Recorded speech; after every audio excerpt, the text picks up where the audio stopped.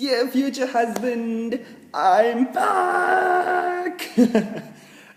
I don't know whether I should apologize for the previous video or whether I should just apologize for... Actually, you know what? Fuck it, I'm not going to apologize. Because here's the thing. I know last week's video was very melancholy. It was a bit depressing, pun not intended. It was... How do I say this, huh? I felt very sad watching that video, to be honest. I felt very emotional. It felt like I had... It's like... it was like me not being me. Do you know what I mean? But that's exactly how I felt at that moment. And what I love about the video, which is why I don't want to apologize for it, is that we all have our ups and downs. You know, we all have our good days, we all have our bad days. That just happened to be a not so good time for me. And I'm glad that I was able to share that with you, because let's be honest, I'm not perfect, you're not perfect, and I'm human just as you are, and that was just me being human, you know. So I hope that if you ever go through a spot where, you know, you're depressed or you're upset, I hope that video sort of like reminds you to just like take a step back and just love yourself, you know. So this is very exciting because we are now at, this is the 17th love letter, the 17th video for you. I feel like, you know, with this video relationship love letter thing has, you know, has gone more than even some TV shows. You know, like some TV shows nowadays are like 15 episodes. We already did 17! We're almost reaching 20. I think I've got something fun planned for 20, which will like sort of like put all of the past 20 videos in perspective and things like that.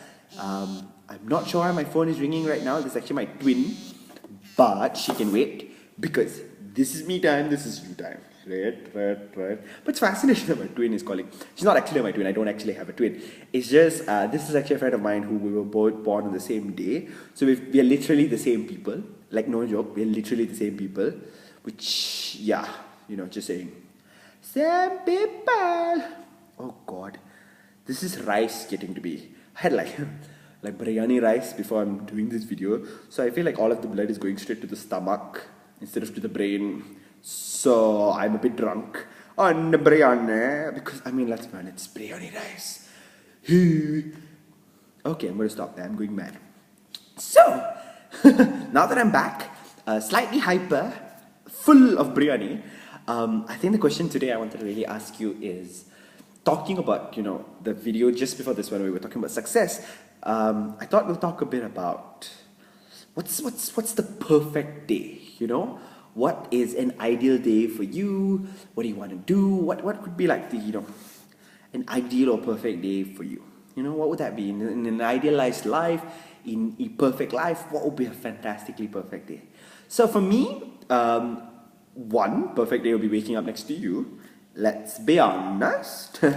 But I think for me, when I think of a perfect day, I think of like obviously several years into the future. So I'm thinking married, kids. So for me, like the perfect day would be our kids waking us up, which would be super cute and adorable. It's like something I've envisioned so many times. Like I'll probably break down and cry when it finally happens. Just saying. So if you suddenly see your husband sobbing like a mad person, you know why. So yeah, that would, you know, things like that. How kids waking us up. But that confuses me a little because, like, if you think about the kids waking us up, you have to consider the fact that is our door open? And if our door's open, then how do we have fun? How do we have the sex? You know, the sex. I mean, let's be honest, right? We're talking about a healthy relationship. Obviously, there's going to be sex. So I haven't figured out that logistics yet. But yeah, so anyways, sex aside, you know, for me it's just like, you know, our kids picking us up and then both of us getting up and then, you know, having breakfast together. So like either we have a chef, someone who prepares food for us, or, you know, we take turns to cook and it's like a whole, you know, so what do we have for breakfast kind of thing with the kids and we plan our menus out. I think that'll be really, really fun. And, you know, obviously compromise because kids, they're going to probably want sweet stuff and I'm a kid at heart, so I'll probably want sweet stuff too. So we'll probably have to figure out like the compromise for like healthy eating and sugar, so that we don't have like hyperactive kids running around the house and killing us. Things like that. So that I also see as either homeschooling the kids or sending them to school then, you know. I want a school that the reason I think homeschooling more than I think of a school is because I want a school that allows them, that nurtures their creativity, that allows them to learn what they want to learn, and nurtures that hunger for knowledge, as opposed to a school that's like very routine and things like that. So that's something we obviously need to think about, kids' education eventually. But yeah, things like that. And I also see, because this is the thing, right? I don't believe in parents being full-time parents and not working. When I say not working, I feel parents should be constantly striving and building themselves, building a career, doing work they really, really enjoy. And I feel that if done correctly, if your life is built correctly, you can actually do work you love and still be full-time parents and still be present for your kids, but you're still living your best life. You know what I mean? So I see it as you and I doing work we love. You know, sometimes I can imagine we're collaborating on business projects and things like that. But I also see it as, you know, there are times when you're with the kids while I'm getting work done, and then I'm with the kids while you're getting work done, and all of those things. And then we have like just moments to ourselves, just both of us, where we get to talk, where we get to chat, where we just got to hold space and just be there for one another. And obviously then, you know, play. I think play is very important. Play is in movement, you know, we out with the kids, going swimming with the kids, in the park with the kids, just a very active lifestyle. I feel that's like very important.